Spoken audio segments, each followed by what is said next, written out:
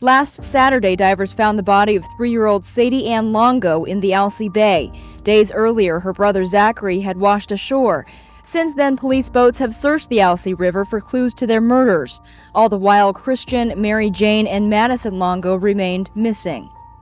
By morning, divers were in the water. K2 was first on the scene as they began their search for bodies, a focused search around nearby boat docks. Late in the afternoon, investigators pulled an adult-sized body out of Yaquina Bay. Moments later, divers went back in and retrieved a second body about the size of a small child. Authorities say these may very well be the bodies of Mary Jane Longo and her 2-year-old daughter, Madison. The tragedy has been like a dark cloud that won't go away, hovering over the coastal communities of Waldport and Newport. Just horrendous. It's more than you can fathom. I think that's probably the worst crime that anybody could commit, is to hurt your family. Residents say news of Christian Longo's capture is some of the best news they've heard in weeks. Yippee! Good. Yeah. Hey, you can run, but you can't hide. Welcome to Grim Riddle's Crime Stories. Thank you for joining us today. This case not only shocked the local community, but also captured national attention due to the horrific nature of the crimes and the subsequent investigation that unraveled a tale of deception, murder, and the downfall of Christian Longo, the father of the children. The investigation into these tragic deaths unveiled a series of events that culminated in one of the most harrowing and tragic family crimes in recent memory. The Longo family seemed like a typical middle-class family living in Oregon. Christian Longo married his wife Mary Jane at age 19. They were married for 8 years and had 3 children, Zachary, Sadie and Madison. Mary Jane stayed at home while Christian worked at the local Starbucks. The pair were active Jehovah's Witnesses. Christian appeared to be the ideal family man, boyish good looks, well-spoken demeanor and a religious upbringing. On the surface, the Longo family's life was seemingly perfect. Christian Longo is the oldest of 2 children born to Joy Longo. Joy divorced Christian's father when he was 4 and remarried Joe Longo. The family was Catholic, but converted to Jehovah's Witnesses when Christian was 10. According to Joe, church activities became a focal point of their family life. When he did not get good grades in public school, Christian hacked into the school's computer system to change his grades. As a result, and because Christian was easily distracted in school, his parents withdrew him and homeschooled him through high school. According to Christian's in-laws, however, the homeschooling was, in reality, inadequate to prepare him for life in a world that wasn't a warm cocoon of like-minded believers. Christian never graduated high school, though he dedicated himself to the door-to-door work at the Jehovah's Witnesses. Mary Jane Baker's life took a dramatic turn when she met Christian Longo.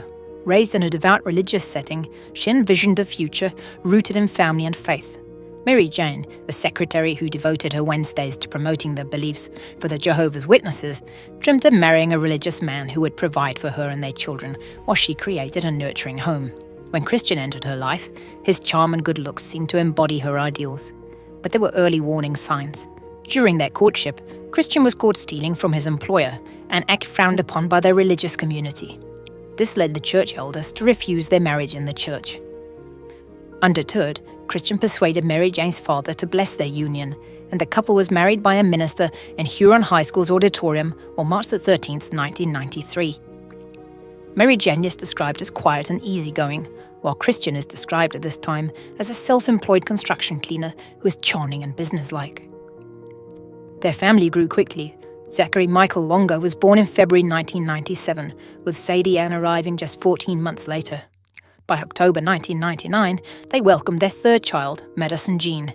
Mary Jane, fulfilling her lifelong dream, devoted herself entirely to being a full-time mother, ensuring her children were well cared for and smartly dressed. And then the trouble began. Christian Longo was fixated on living the ideal American dream, a vision that demanded not just providing for his family, but doing so in a manner that radiated success and affluence. This dream included a new minivan every 2 years for Mary Jane, stylish clothes, quality toys for the children, and enjoyable vacations. Achieving this dream came with mounting pressure. Christian resented the extreme measures he believed necessary to maintain the standard of living. He became adept at justifying his actions, which increasingly veered into criminal territory. Mary Jane's role in this descent is complex. Evidence suggests that she was largely unaware of the extent of Christian's illegal activities. Fed a steady diet of lies and half-truths, she carried on with her responsibilities, seemingly oblivious to the reality of their financial situation. Colton Smith of Willamette Week notes that her focus was on managing the household and caring for the children, while Christian handled the finances. He was good at manipulating and lying. When she asked about the financial side, he told half-truths or outright lies. She had no idea that Christian had embarked on a path of deceit involving conning, scamming, stealing, and forging checks. In January 2000, Christian launched Final Touch Construction Cleaning, a business that cleaned construction sites and prepared new buildings for occupancy. While the business initially showed promise, financial mismanagement soon led to more serious criminal activities.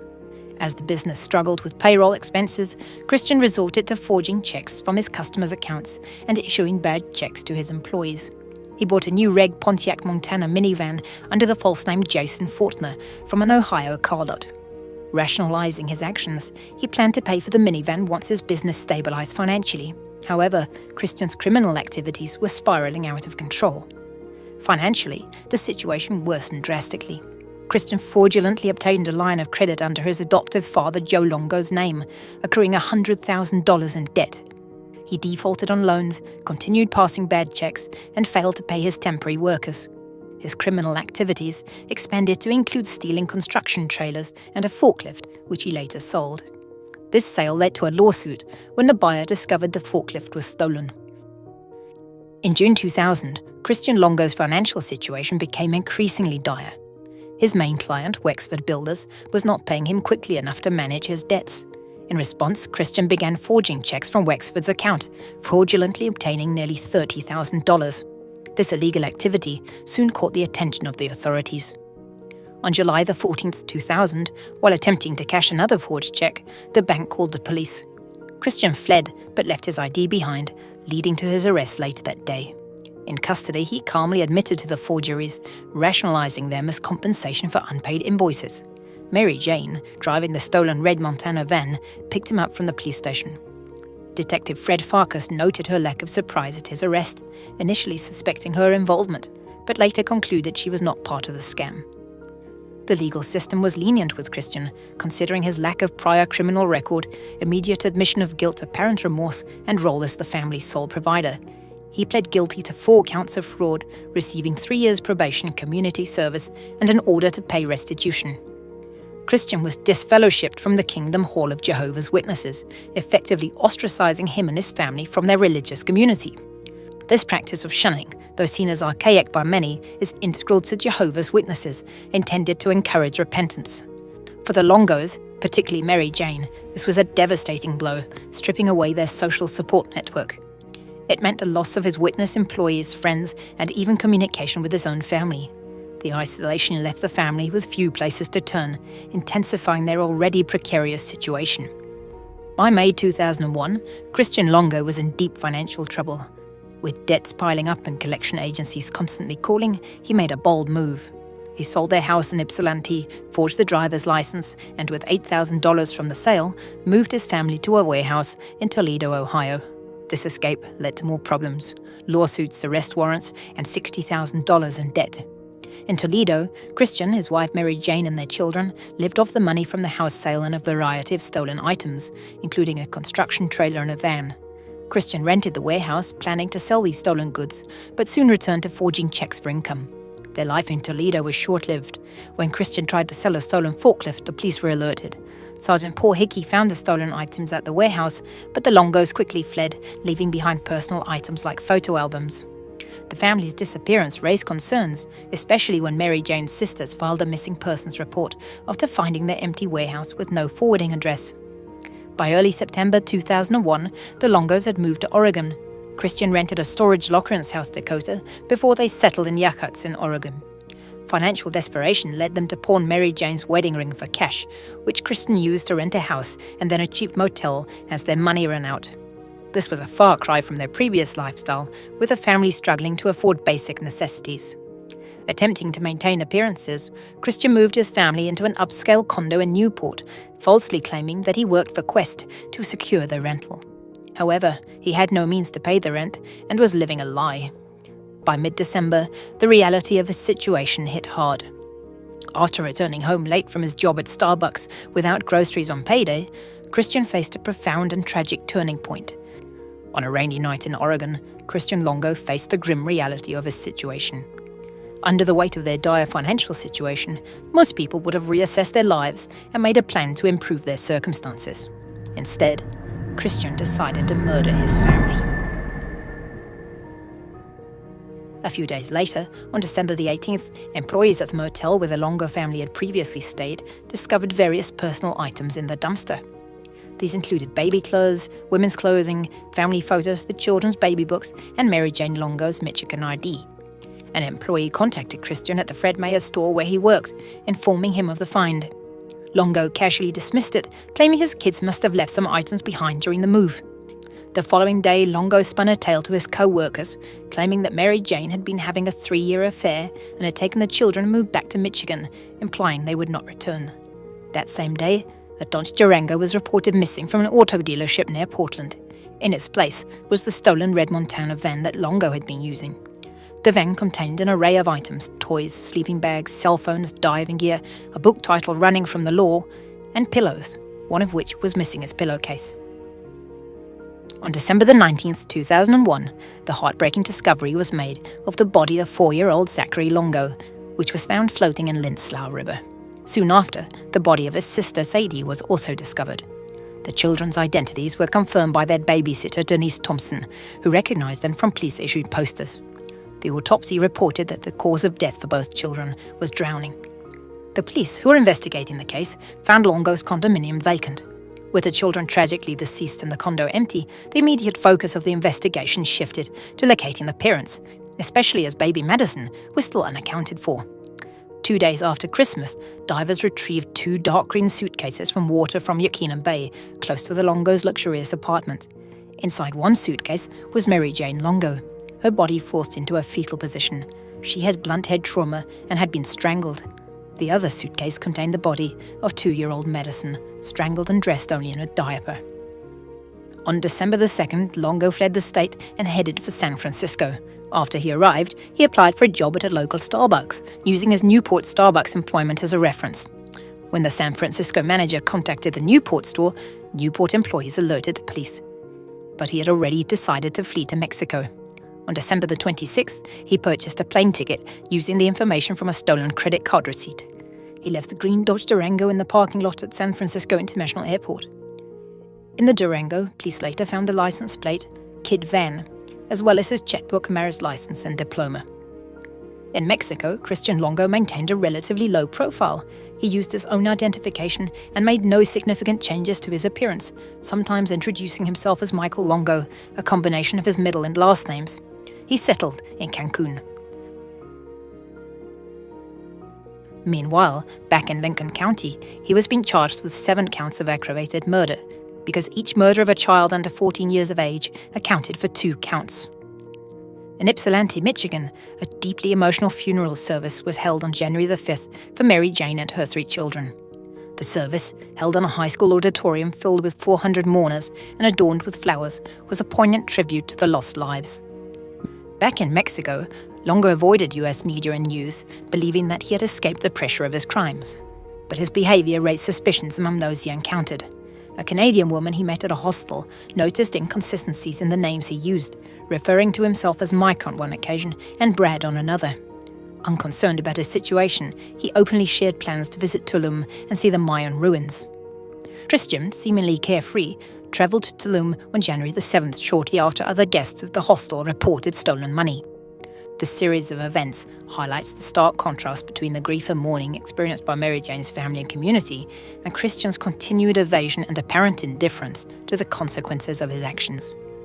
Christian Longo made a calculated decision to adopt a new identity as Michael Finkel, using the identity of a journalist who had previously worked for the New York Times, but who had been discovered for fabricating a portion of a story on child slavery in West Africa. Finkel was a figure he admired, neither too famous nor too obscure, making the persona a seemingly ideal cover.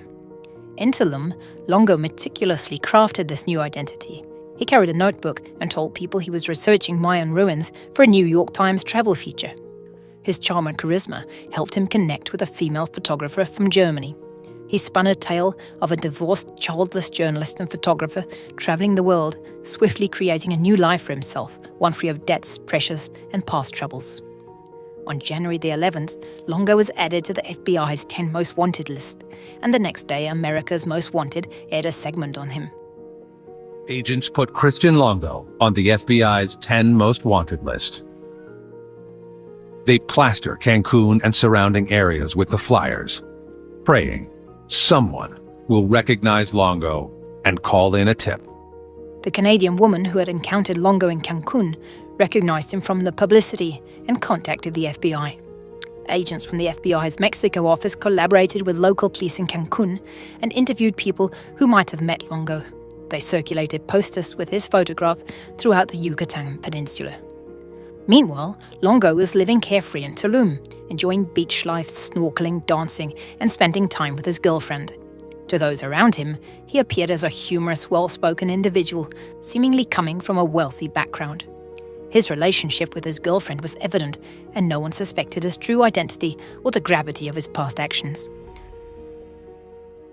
Good evening. Glad you're with us, everybody. I'm Steve Dunn. I'm Natalie Marmion. Welcome to K2 News at 5. K2 was first to report the news. One of the FBI's 10 most wanted fugitives is in custody. Accused family killer Christian Longo is in a Houston, Texas jail tonight. The 27-year-old Longo arrived at Bush Intercontinental Airport this morning, accompanied by FBI agents.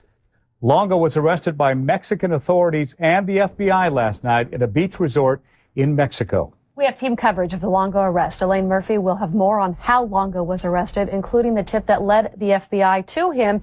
Anna Song, who broke the news of the arrest, is in Michigan, where she talked today with members of the Mary Jane Longo family. And as you can see, K2's Bob High is on the Oregon coast tonight with word on whether Christian Longo will face the death penalty. The news of what happened to the Longo family was broadcast far and wide, and last week it caught the attention of a woman in Montreal, Canada. She called the FBI to say she had seen Christian Longo. Elaine Murphy has the story of how Longo was captured. Elaine, what happened? Well, the woman had actually just returned from a trip to Cancun where she met a man who first introduced himself as Brad. Well, the next time she saw him, he told her his name was Mike. She had some suspicions, as you might imagine. The man she met was actually Christopher Longo, changing names to try to avoid arrest. FBI agents led Christopher Longo out of the airport in Houston less than 24 hours after they caught up with him in Mexico.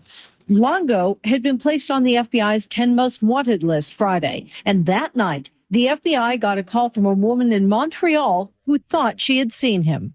The woman said she arrived in Cancun on December 27th of 2001, and that date met him named Brad, staying at a Cancun youth hostel. The FBI asked her to watch the profile of Longo on America's Most Wanted to see if that really was the same man she had seen.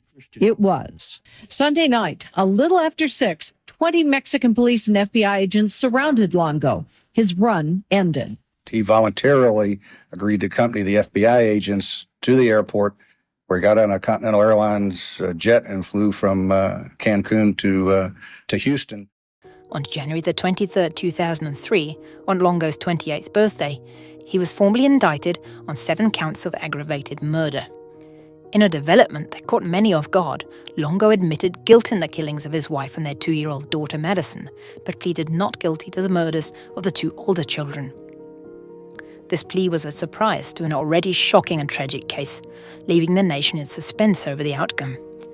The trial of Christian Longo started on March 10, 2003, with a defense strategy that was as shocking as it was unexpected.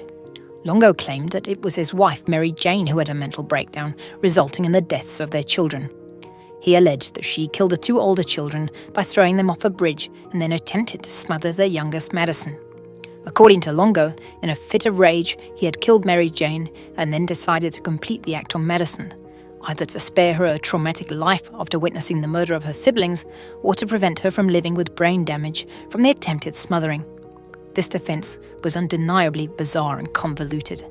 The prosecution, however, presented a starkly different narrative.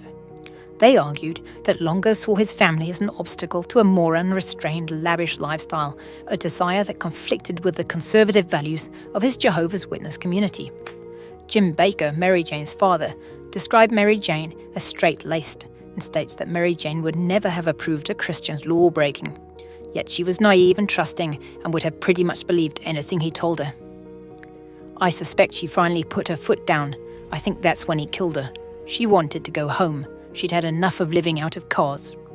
There was no history of him beating on her, being abusive verbally or physically. And then to turn around and kill his family, I think he had a nervous breakdown. Something snapped. I think he's sick. The prosecution's case was bolstered by a witness who had seen a red minivan on the Lindslao Bridge in the early hours of December the 17th, and had spoken to a man there, later identified as Longo, who said he didn't need any assistance. Remarkably, Longo's court-appointed public defenders chose not to make an opening statement, leaving Longo's own testimony on the stand as his primary defense. His testimony seemed to do him more harm than good. During his 4-day testimony, Longo discussed his life up to the birth of his third child, Madison, and his refusal to ask for financial help from family members due to pride.